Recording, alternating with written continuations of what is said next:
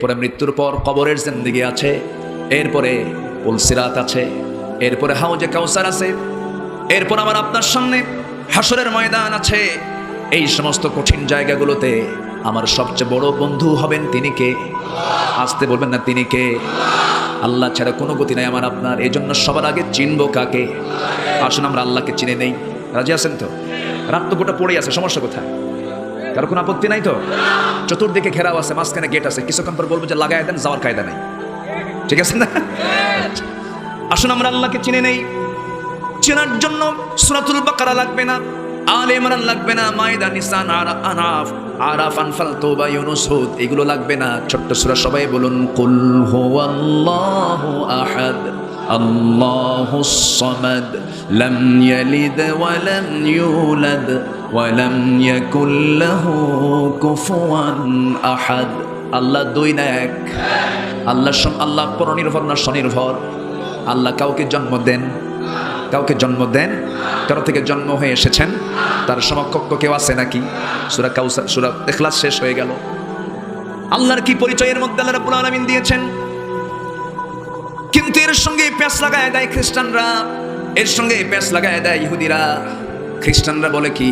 ওয়াকালাতিল ইয়াহুদু উযাইরুন ইবনুল্লাহ ওয়াকালাতিন নাসারাল মাসীহু ইবনুল্লাহ। ইহুদিরা বলে ওযাইর হলো আল্লাহর ছেলে।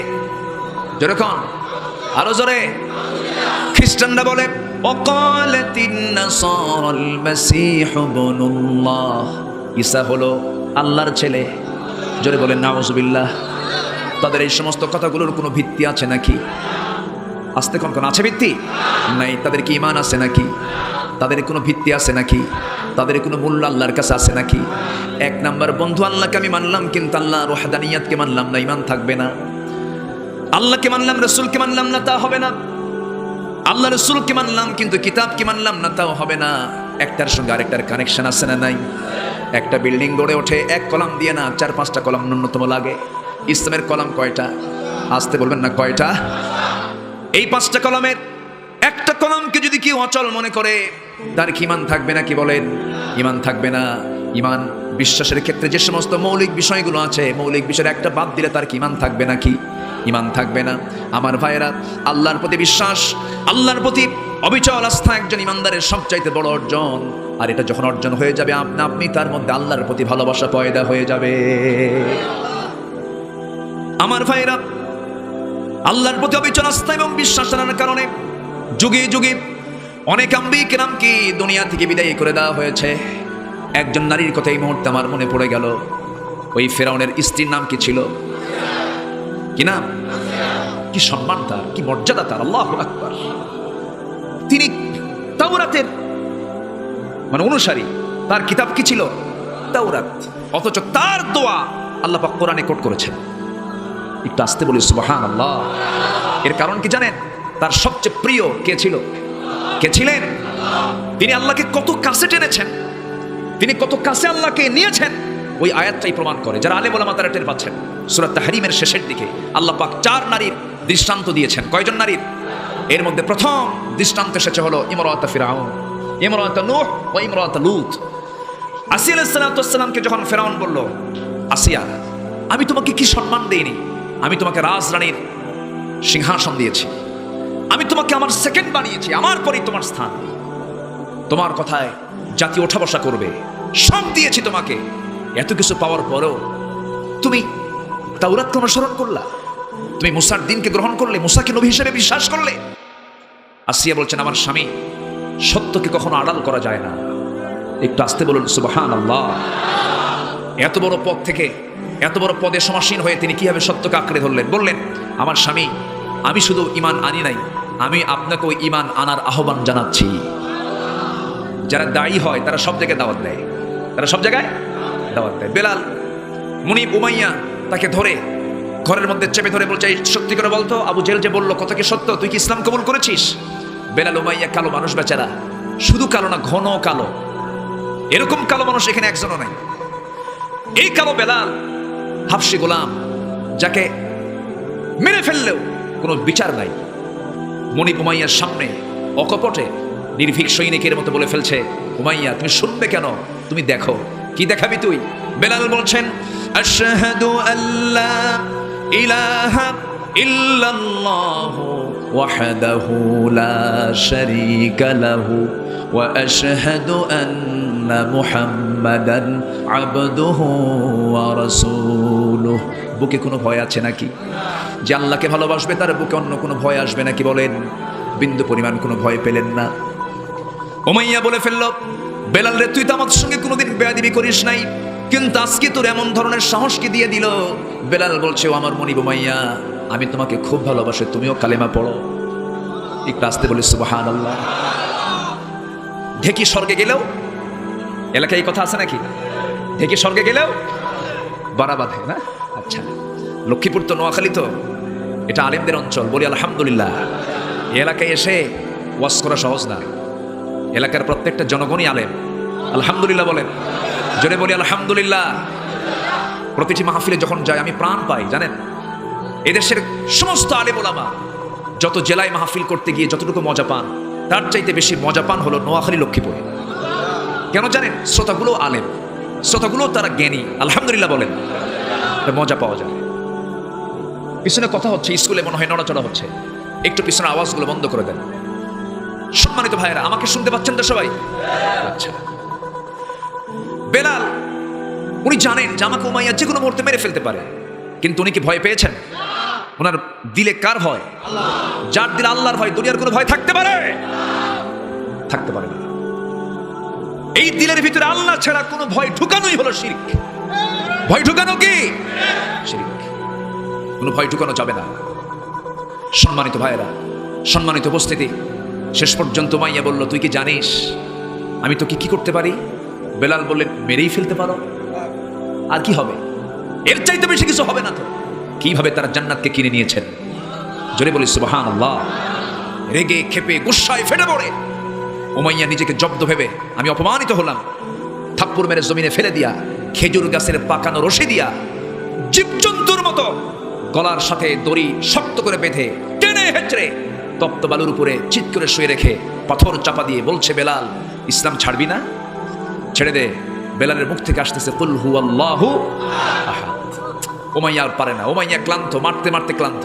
শেষ পর্যন্ত রাগের ঠেলায় বুকের উপরে বসে মুখের মধ্যে বাম হাত ঢুকায় দিয়া জিব্বা টেনে বের করে বাবলা গাছের কাঁটা ঢুকায় দিয়া বলছে, জিব্বা বন্ধ করলাম, জিকির করবি কেমনে? বেলাল ইঙ্গিত দিয়ে বলছে, নখ উঁচু করে বলছে, আমার দিলে আল্লাহর নামটা আমি লিখে দিয়েছি। আমার নবীজির কানে সংবাদ চলে গেল, মক্কার হাওয়া ভালো না, যাকে পায় তাকেই মারে। আবু জেহেলের সন্ত্রাসী বাহিনী লেলিয়ে দিয়েছে অসহায় সাহাবীদের ঘাড়ে। আমার নবীজি যান ওই দিক দিয়ে ইয়াসের পরিবারকে মারতেছে, ওই দিক দিয়ে যান আরেকজনকে ধরে পিটাচ্ছে, রিমান্ডে নিচ্ছে। আমার নবীজি বললেন, আবু বকর, আল্লাহ তোমাকে প্রচুর সম্পদের মালিক বানিয়েছেন, যাও না তুমি বেলালকে মুক্ত করে আনো, যত টাকা লাগে, যত স্বর্ণ মুদ্রা লাগে লাগুক, আমার বেলালকে তুমি মুক্ত করে আনো। বেলালকে দেখলে আমার কলেজা ভরে যায়। আমার রাসূল সাইয়েদনা বেলালের জন্য স্থির হয়ে গেলেন। সঙ্গে সঙ্গে আবু বকর দূর মেরে চলে গেছেন উমাইয়ার কাছে গিয়ে বলছেন, উমাইয়া রে, তোরা তো দুনিয়া চাস, আমার বেলালকে মুক্ত করার জন্য তুই যা যাবি আজকে আমি তাই দেব। স্বর্ণ মুদ্রা যা চেয়েছে তার ডাবল তার মুখের উপরে নিক্ষেপ করে বেলালকে মুক্ত করে আমার নবীর সামনে হাজির করে দেওয়া হলো। আমার নবীজি তার আপাদ মস্তক বারবার চেয়ে চেয়ে দেখতেছে আর বলছেন, বেলাল চিন্তা করবি না, তোর রক্ত যখন এই জমিনে পড়েছে, বেলাল দেখবি এই জমিনে আল্লাহর দ্বীন কায়েম হয়ে গেছে। জোরে বলি সুবহানাল্লাহ, আরো জোরে সুবহানাল্লাহ। আমার নবীজি কাবার চত্বরে দাঁড়ান। কাবার চত্বরে দাঁড়িয়ে ভাবলেন, আমি ভিতরে গিয়ে একটু নামাজ পড়বো। কাবার ভিতরে নামাজ পড়লে মজা কম না বেশি? কাবার চাবিটা আছে হলো আবু জেহেলের নিয়ন্ত্রণে, ওসমান বিন তালহার কাছে। ওসমানকে ডাক দিয়ে বলছেন, ওসমান কাবার চাবিটা আমাকে দাও। ওসমান বলছেন, না, অসম্ভব ব্যাপার। এই কথা বলি বেয়াদবি করে রসুলকে ধাক্কা মারলো। রসুল মুখ থুবড়ে পড়ে গেলেন।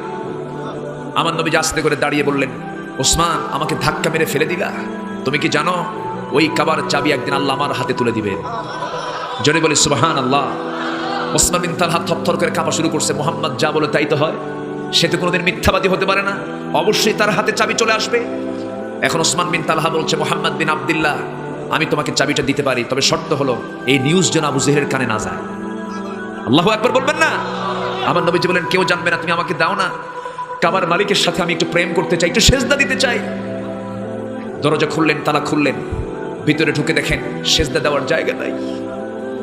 কুরাইশরা মূর্তিগুলো দিয়ে গোটা কাবা ভরায় ফেলছে, 360টা মূর্তি সব জায়গা দখল করেছে, সেজদা দেওয়ার জায়গা নাই। আমার নবীজির ভিতরে মেজাজ জাগ্রত হলো, ভাবলেন সব ভেঙ্গে চুরে চুরমার করবো, কিন্তু উপায় তো নাই, ক্ষমতা কার হাতে? তখন মক্কা চালায় কে? কে চালায়? ওর হাতে প্রশাসন, পারতেছেন না। আমার নবীজি মাথা নিচু করে আবার আসলেন, বের হলেন, অপেক্ষা করলেন আল্লাহ এই দিন কখন আসবে। এই দিন আসতে তাকে বদর পাড়ি দিতে হয়েছে, দেশ ছাড়তে হয়েছে, উহুদের ময়দানে দান্দান মুবারক শহীদ করতে হয়েছে, মুতার যুদ্ধে সাহাবা একরামকে শাহাদত বরণ করতে হয়েছে। সাহাবীদের শাহাদতের অর্জনের মধ্য দিয়ে মক্কা বিজয় হয়েছে। আল্লাহর জমিনে দিন কায়েমের জন্য শুধুমাত্র মিষ্টি খাওয়া সুন্নতের এই সুন্নত আদায় করে জমিন আল্লাহর দিন কায়েম হবে না। আল্লাহর দিন কায়েম হতে হলে, কায়েম করতে হলে নবীজির দাঁত ভাঙ্গা সুন্নতকে বরণ করতে হবে। মুসলমান সবাইকে রাজি আছো? রাজি আছো? কারা কারা হাত উঁচু করে দেখাও।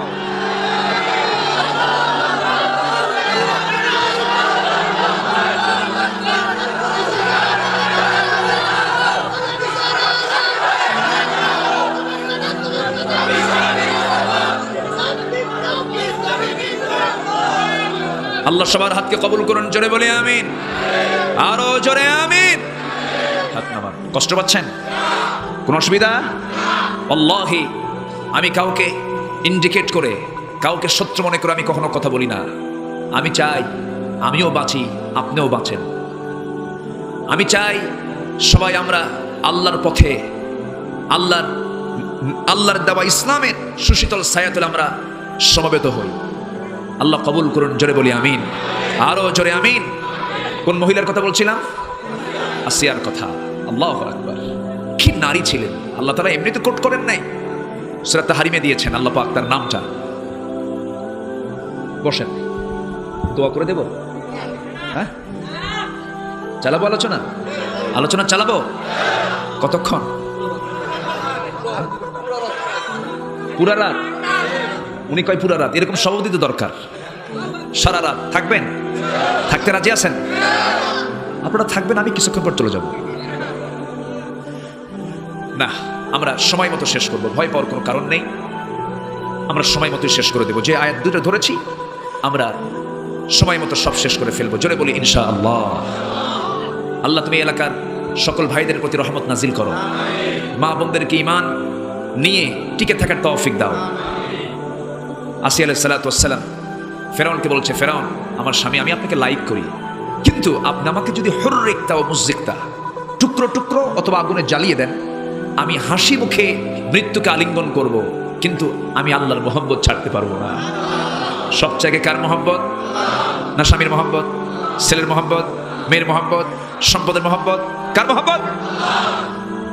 স্বামীকে বলেন, আমার স্বামী আপনাকে ভালোবাসি আমি, কিন্তু আল্লাহর চাইতে বেশি নয়, রাসূলের চাইতে বেশি নয়। ফেরাউন জরুরি সে মন্ত্রিসভা ডাকলো, মন্ত্রীদের নিয়ে বৈঠকে বসলো, বসে বললো, শোনো, আমার ঘরের শত্রু বড় শত্রু, এটাকে আগে শেষ করতে হবে।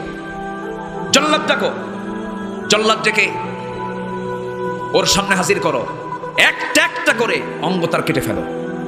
চিন্তা করুন কি লোমহর্ষকভাবে তাকে টর্চার শুরু করে দিল। তাফসীর এসেছে, অনেক তাফসীর এসেছে এই বর্ণনাটা। শেষ পর্যন্ত করা হলো কি, লোহার চিরুনির অর্ডার হয়ে গেল। লোহার চিরুনি দিয়ে মাথার চামড়াগুলো টেনে টেনে নিচের দিকে নিয়ে আসা হয়, আর বলা হয়, আসিয়া এখনো সময় আছে, তুই কি করবি? তুই কি ইসলাম ছাড়বি কিনা? মুসার নবুয়তকে অস্বীকার করবি কিনা বল? আসিয়ার মুখ থেকে অন্য কোনো কথা নাই, আসিয়ার মুখ থেকে একটাই কথা বের হচ্ছে, লা ইলাহা ইল্লাল্লাহু মুসা কালিমুল্লাহ।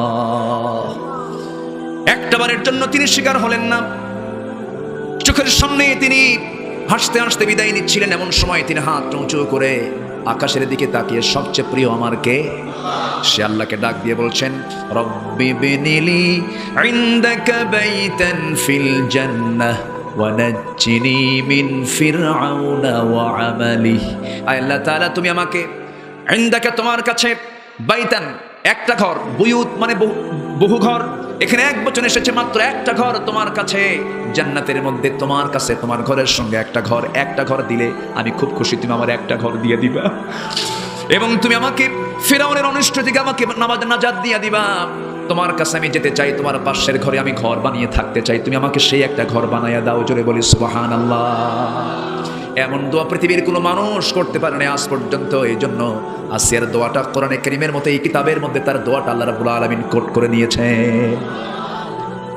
আমার ভাইয়েরা, আমার ওয়াজ আরো যারা আলোচক আছে তাদের ওয়াজ নয় 50 বছর 100 বছর 150 বছর চলতে পারে, কিন্তু ইয়াসির দোয়াটা কিয়ামত পর্যন্ত আছে না নাই?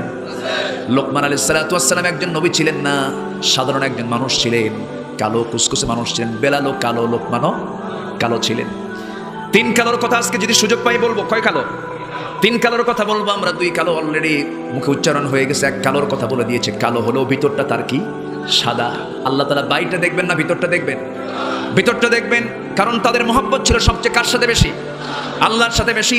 লোকমান আলাইহিস সালাতু ওয়াস সালাম কে আল্লাহ রাব্বুল আলামিন নবুয়ত দেন নাই, কিন্তু হিকমত দিয়েছিলেন। ওয়ালাকাদ আতাইনা লুকমানাল হিকমাহ। জোরে বলি আল্লাহু আকবার। আমি লোকমানকে হিকমত দান করেছিলাম। দুনিয়াতে তার তেমন কোনো পরিচিতি ছিল না। একটা মানুষের বাহ্যিক দিক থেকে যত নেগেটিভ সাইড তার সব ছিল। যেমন খাটো ছিলেন, চামড়াগুলো কালো ছিল, খসখসে ছিল, পায়ের গোড়ালি ফাটা ছিল। ফাটা পায়ে লেপের কাপড় কি ঠিক থাকে নাকি? আমার কথা কি বুঝতেছ না? লেপের কাপড় কি ঠিক থাকে? ফাটা পায়ে কি হয়? ছিঁড়ে যায় না? আচ্ছা, আমার ভাষা কি বুঝতে পারছেন আপনারা?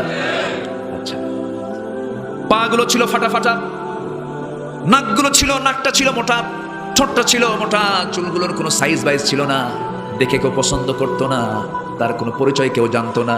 কিন্তু লোকমান এমন ওয়াজ তার সন্তানদের মাঝে করেছেন, আল্লাহ রাব্বুল আলামিন তার 13টা ওয়াজ কোরআনে কারীমের মধ্যে সূরা লোকমান নামে সূরা নাজিল করে কোট করে দিয়েছে। জোরে বলে সুবহানাল্লাহ। তার ওয়াজ কয়টা? 13টা। কয়টা ওয়াজ? 13টা। আমরা শিখে নেব, আজকে তো শেষ সময় নাই। ওই ওয়াজের দিকে আজকে আমি যাবো না, আমি তো আমার লাইনে আছি এইদিকে আমি থাকবো। লোকমানের গুণ ছিল 9টা। লোকমানের গুণ ছিল কয়টা? 9টা ব্যক্তিগত পার্সোনাল কিছু গুণ ছিল তার। এই গুণগুলো থাকার কারণে আল্লাহ রাব্বুল আলামিন তাকে এত মর্যাদা দিয়েছেন। এত গুণ তার মধ্যে ছিল। এর মধ্যে ফার্স্ট গুণ ছিল তার চক্ষুটা কখনো খেয়ানত করেনি। এই চোখের হক, এই চোখের আমানত আমাদের রক্ষা করার দরকার আছে না নাই? আছে। তার কখনো এই চোখের কোনো খেয়ানত হয়নি। আমরা চোখটাকে নিয়ন্ত্রণ করব। জোরে বলি ইনশাআল্লাহ। জোরে বলি ইনশাআল্লাহ। এই চোখ দিয়ে দেখা যাবে, কিন্তু সব দেখা যাবে না। এই চোখ দিয়ে মাকে দেখলে সওয়াব আছে না নাই? নিজের মেয়েকে দেখলে সওয়াব আছে না নাই? বউকে দেখলে সওয়াব আছে না নাই? নিজের খালাকে দেখলে সওয়াব আছে না নাই? নিজের ফুফুকে দেখলে সওয়াব আছে না নাই? নিজের ভাগ্নি ভাতিজিকে দেখলে সওয়াব আছে না নাই? পরের বউকে তখন কি হবে? আসতে বলেন, তখন কি হবে? সগীরা না কবিরা? এখন আগের হুজুর আলোচনা চলে আসছে। সগীরা না কবিরা? কি সুন্দর করে ছন্দ নিয়ে আলোচনা করেন, খুব মজা। ওনার আলোচনার মধ্যে খুব মজা আছে, কিন্তু আমি খুব ওনার আলোচনাগুলো শুনি। উনি একটা চলমান ডিকশনারি বলি আমি তাকে, আলহামদুলিল্লাহ বলেন, মানে চলমান মুহাদ্দিস। হাদিস তো বইয়ে থাকে, আর উনি হচ্ছেন চলমান মুহাদ্দিস, যাচ্ছে একটা হাদিসের কিতাব। আল্লাহু আকবার বলেন। আমি তাকে খুব রেসপেক্ট করি, জনাব শেখ ইসমাইল হাফিজাহুল্লাহ। আল্লাহ তুমি তাকে কবুল করো, জোরে বলি আমিন। সম্মানিত ভাইয়েরা, মাহিরা আলিম তিনি। এই চোখ যার কন্ট্রোল থাকবে, জান্নাত তার হাতে থাকবে। জোরে বলি সুবহানাল্লাহ। কারণ চোখ হলো পাপের একটা বিশাল মাধ্যম। জিহ্বা তো তেমন কিছু না নাকি? জিহ্বা কি ছোটখাটো জিনিস? জিহ্বা হলো দেহের রাজধানী। জিহ্বা দেহের কি রাজধানী? জিহ্বা দিয়ে সবকিছু হয়, ঠিক কিনা? এটা হাদিস, কিন্তু একটা হাদিস এসেছে, হ্যাঁ, ইদা আসবাহা ইবনা আদম, ইদা আসবাহা ইবনা আদম, যখন কোনো বান্দা সকাল করে সেই সময় ফাইনাল আ'দা কুল্লি শাইইন, সমস্ত অঙ্গ প্রত্যঙ্গগুলো তাকফুরুল লিসান, জিহ্বার কাছে এসে প্রশ্ন করে, এসে বলে আমরা মাথা, আমরা পা, আমরা হাত, আমরা অঙ্গ প্রত্যঙ্গ, আমরা পেট, আমরা পিঠ, আমরা নাক, আমরা কান, সব মিলে তোমার জিহ্বার কাছে এসে আমরা আরজি করছি, ইত্তাকিল্লাহা ফিনা, আমাদের জন্য তুমি আল্লাহকে ভয় করো, আমাদের জন্য জিহ্বা তুমি আল্লাহকে ভয় করো। ফাইন্নামা নাহনু বিক, কারণ সর্বক্ষণ আমরা তোমার সঙ্গে থেকে যাই। ফাইন ইসতাকামতা ইসতাকামনা ওয়া ইন ওয়াজাজতা ওয়াজাজনা, তুমি যদি ঠিক থেকে যাও আমরা ঠিক থেকে যাব, তুমি যদি ব্যাঠিক হয়ে যাও আমরাও ব্যাঠিক হয়ে যাব। কি সুন্দর দামি কথা বলেছেন মুহাম্মদ সাল্লাল্লাহু আলাইহি ওয়াসাল্লাম। তাহলে জিহ্বাকে কন্ট্রোল করার দরকার আছে না নাই? জিহ্বা কন্ট্রোল করলেও ঈমান কন্ট্রোল হবে। আমরা জিহ্বাকেও লাগাম টেনে ধরবো, জোরে বলি ইনশাআল্লাহ। লোকমানের মধ্যে 9টা গুণ ছিল। কয়টা গুণ? নাম্বার 1 হলো তার চোখটা নিয়ন্ত্রণ ছিল। নাম্বার 2 হলো মুখটা তার কন্ট্রোল ছিল। নাম্বার 3 হলো হালাল জীবিকা তিনি অর্জন করেছেন। নাম্বার 4 হলো লজ্জাস্থানকে হেফাজত করেছেন। নাম্বার 5 হলো সত্য কথার উপরে অটল থেকেছেন। নাম্বার 6 হলো অঙ্গীকার পূর্ণ করেছেন। নাম্বার 7 হলো মেহমানকে সম্মান করেছেন, সুবহানাল্লাহ বলবেন না? নাম্বার 8 হলো প্রতিবেশীর হক আদায় করেছেন। নাম্বার 9 হলো অপ্রয়োজনীয় কথা তার মুখ থেকে একদিনও বের হয় না। তাহলে এগুলো আচরণ কি খারাপ না ভালো? এই 9টা গুণ কি আমাদের মধ্যে থাকলে আমরা কি খারাপ থাকবো না ভালো হয়ে যাব? আমরা এই গুণগুলো আনবো, জোরে বলি ইনশাআল্লাহ। আর একটু সময় আমাকে দেওয়া যাবে তো? আচ্ছা, আমরা বন্ধু বানাবো কাকে? এখানে 3 জনকে বন্ধু বানাতে বলেছেন। কয়জনকে চলতেছে? কয় নাম্বার? 1 নাম্বার বন্ধু আমরা বানাবো কাকে? আল্লাহকে। কালো কয়জন? কালো কয়জন? 1 কালো বেলাল। 1 কালো কে? বেলাল। তারা কালো হলেও ভালো, কালো হলেও ভালো। আরেক কালো কে? লোকমান। যদি বলি আল্লাহু আকবার। কি সুন্দর মনোযোগ আপনাদের, বলি আলহামদুলিল্লাহ। আরেকটা কালোর কথা একটু পরে আসতেছি, এইদিকে আমরা চলে যাই। 2 নাম্বার বন্ধু আমরা কাকে বানাবো? আমার 2 নাম্বার বন্ধু কেউ না, মুহাম্মদ সাল্লাল্লাহু। বাস, এগুলি স্টেপ, মানে ধারাবাহিকভাবে চলে আসবে। 1 নাম্বার আল্লাহ, নাম্বার 2 হচ্ছেন মুহাম্মদ সাল্লাল্লাহু। ওমর ফারুক রাদিয়াল্লাহু আনহু একদিন রাসূলের সামনে বসে বলতেছেন, হুজুর আমি আপনাকে দারুণ ভালোবাসি, কিন্তু আমার জীবনের চাইতে একটু কম। মানে সত্য কথাই বলে দিয়েছেন, সত্য কথাই বলে দিয়ে ওনার মনে যা আসছে। আমার নবীজি মুস্কি হাসি মেরে বললেন, ওমর তোমার ঈমানটা পাকা হয়নি। তিনি চুপ মেরে থাকলেন। কিছুক্ষণ পর বলছেন, ইয়া রাসূলুল্লাহ, আল্লাহর কসম করে বলি আমি আমার জীবনের চাইতে আমি আপনাকে বেশি ভালোবাসি। জোরে বলি সুবহানাল্লাহ। আমরা মাঝে মাঝে বিবেককে প্রশ্ন করব, মনকে, মন তুই সত্যি করে বলতো, তুই কি রাসূলকে বেশি ভালোবাসিস? যদি জবাব আসে হ্যাঁ, তাহলে ভাবতে হবে আমার ভালোবাসা ঠিক আছে, আমার ভালোবাসা ঠিক আছে। আমরা মাঝে মাঝে প্রশ্ন করবো, রাজি আছেন তো? নফসকে বলবো, নিজেকে বলবো, তুমি কি রাসূলকে বেশি ভালোবাসতে পেরেছো নিজের জীবনের চাইতে? যদি উত্তর আসে হ্যাঁ, তাহলে ভাবতে হবে আমার ঈমানটা পোক্ত আছে। বলি আলহামদুলিল্লাহ। কি ভালোবাসা সাহাবে কেরামদের মধ্যে ছিল। উহুদ যুদ্ধের দিনের কথা আমার প্রায় মনে পড়ে। একজন সাহাবী ওবায়দা, কি নাম তার? ওবায়দা ইবনুল জাররাহ রাদিয়াল্লাহু তাআলা আনহু। বদরের যুদ্ধের দিন এই সাহাবী যুদ্ধে গেছেন, যে দেখেন বাপ তার বিরুদ্ধে যুদ্ধ করতে আসছে। বদর যুদ্ধ হলো বাপ বেটার যুদ্ধ, বদর যুদ্ধ হলো ভাই ভাইয়ের যুদ্ধ, বদর যুদ্ধ হলো আত্মীয় যুদ্ধ, বদর যুদ্ধ হলো জামাই শ্বশুরের যুদ্ধ। তাও কোন জামাই জানেন? আমার নবীজির জামাই আসছে, আমার নবীজির জামাই যায়েনাবের স্বামী। এইদিকে আমার নবী মুহাম্মদ সাল্লাল্লাহু আলাইহি ওয়াসাল্লাম যুদ্ধের ময়দানে সবার সঙ্গে সবার সাক্ষাৎ হচ্ছে। কিন্তু ওবায়দা যখন দেখলেন তার বাপ সামনে পড়েছেন, সঙ্গে সঙ্গে তরবারি গুটা নিয়ে পিছু হটলেন। না, এই বাবার কোলে আমি মানুষ হয়েছে, মারবো কেমনে? না, মারবো না। পরক্ষণেই ভাবলেন আমার জন্মদানকারী বাপ হতে পারে, কিন্তু সে তো আমার নবীর দুশমন। নবী তো আমার জীবনের চাইতে প্রিয়, সে তো আমার আল্লাহর দুশমন, সে আল্লাহ তো আমার জীবনের চাইতে প্রিয়। এই 2 জন প্রিয় প্রভুর বিরুদ্ধে, আমার নবীর বিরুদ্ধে যে লোকটা যুদ্ধ করতে আসে, আমার বাপ হলে কি হবে? সে তো ইসলামের দুশমন এটা মনে করে তরবারিটা কোষমুক্ত করে ইউটার্ন হয়ে ঘুরে দাঁড়ায়া বাবাকে বাবা না মনে করি শিরকের প্রতীক মনে করে গর্দান বরাবর, গলা বরাবর তরবারি হাঁকায়া দিয়েছে। মস্তক সিটকে পড়ে গেল, বাপ দুনিয়া থেকে বিদায় নিয়ে নিল। যুদ্ধের ময়দানে সবার মুখে হাসির ঝিলিক, বদর যুদ্ধে মুসলমানদের বিজয় হয়ে গেছে, কিন্তু ওবায়দার মুখে হাসি নাই, কান্নায় তিনি ভেঙে পড়ছেন। রাসূল বলছেন, সাহাবীরা রে, আমার ওবায়দার চোখে পানি কেন? কি হয়েছে? আমার ওবায়দাকে তোমরা কি করেছো হুজুর? ওবায়দার বাপ যুদ্ধে মারা গেছে। আহারে, ওবায়দার বাপকে তোমরা কারা মেরেছো? ঠিক করো না আমার প্রিয় সাহাবী ওবায়দা। সঙ্গে সঙ্গে সাহাবীরা বলছেন, ইয়া রাসূলুল্লাহ, ওবায়দার বাপকে আমরা কাউকে মারি নাই, ওবায়দার বাপকে ওবায়দা নিজেই দুনিয়া থেকে বিদায় করে দিয়েছে। আমার নবীজির সঙ্গে সঙ্গে বলছেন, ওবায়দারে আমার বুকে চড়ে আমার বুকের দিকে আয়। আমার নবীজি তাকে বুকের সঙ্গে আলিঙ্গন করে নিয়ে বললেন, ওবায়দা আজকে তুমি তোমার প্রেম যা দেখাইছো, তোমার মোহাব্বত, তোমার ভালোবাসা সবচেয়ে আল্লাহর দিকে বেশি, নবীর দিকে বেশি, এটার বাস্তব প্রমাণ তুমি আজকে মিলায় দিয়েছো। ওবায়দা আল্লাহর 8টা জান্নাত তোমার জন্য বরাদ্দ হয়ে গেছে। জোরে কোন সুবহানাল্লাহ। উহুদ যুদ্ধের দিনে এই ওবায়দা আমার নবীজিকে যখন রক্তাক্ত অবস্থায় পেলেন, আমার নবীজিকে রক্তাক্ত করে দিয়েছে। কাফের মুশরিকরা দাঁত ভেঙে দিয়েছে, নবীর মাথার মধ্যে হেলমেটের লোহা ঢুকেছে, আমার নবীজির কপালের, আমার নবীজির গালের মধ্যে শিরস্ত্রাণের লোহা বিদ্ধ হয়েছে, তাকে শুয়ে রাখা হয়েছে। আমার নবীর পাশে গিয়ে আস্তে করে ওবায়দা আস্তে করে গিয়ে বসে পড়লেন। ওবায়দা কাঁদতে কাঁদতে বলছেন, ইয়া রাসূলুল্লাহ, আমি কি আপনার কপালের লোহাটা বের করতে পারি না? হ্যাঁ, তুমি বের করে দাও ওবায়দা, তুমি বের করো। ওবায়দা ইবনুল জাররাহ নবীর পাশে বসে হাত দিয়া একটু পরখ করলেন, কেমন করে লোহাটা বের করব। কান্দেন আর চিন্তা করছেন, লোহাটা কেমন করে বের করি। হাড়ের মধ্যে গেঁথে গেছে, হাড়ের মধ্যে শক্ত হয়ে গেঁথে আছে। হাত দিয়ে টান দিলেন, নবীজির কষ্ট হবে মনে করে দাঁতটা লাগায় দিলেন। দাঁত দিয়ে লাগিয়ে তিনি আস্তে আস্তে টান দিতে গিয়ে দেখতেছেন নবীজির কষ্ট হচ্ছে বারবার। আমার নবীজি আ করে আওয়াজ দিচ্ছেন। এমনটা চিন্তা করে ভাবলেন, দাঁতের যা হয় হয়ে যাক, জোরে একখান টান মারি। এক জোরে যখন টান মারলেন, এক টানে লোহাটা বের হয়ে আসলো, সামনের দুটো দাঁত ভেঙে গেল। রাসূল বলছেন, আহারে ওবায়দা আস্তে করে টান দিলেও তো লোহাটা বের হয়ে আসতো, তোমার দাঁত তো ভেঙে গেল। ওবায়দা বলছেন, হুজুর দাঁত কেন, কলিজা সিনে দিতেও আমার কোনো আপত্তি নাই। জোরে কান সুবহানাল্লাহ, আরো জোরে বলি সুবহানাল্লাহ। সেই নবীজির সুন্নতকে নিয়ে যদি আজকেও, সেই নবীজির সিরাতকে নিয়ে, সেই নবীজির চরিত্রকে নিয়ে যদি আজকেও কেউ কলঙ্ক লেপন করতে চায়, আমরা তার জিহ্বা টেনে ছিড়ব। রাজি আছো কারা কারা?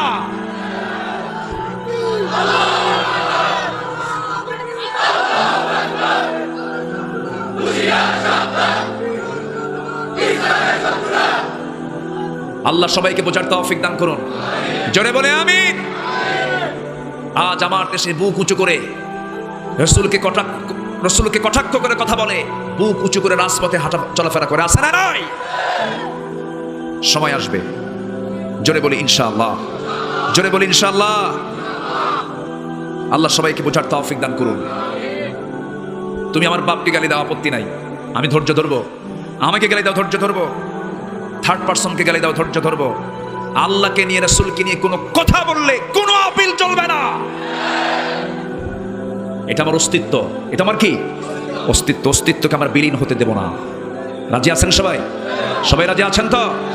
আল্লাহ কবুল করুন, আল্লাহ কবুল করুন।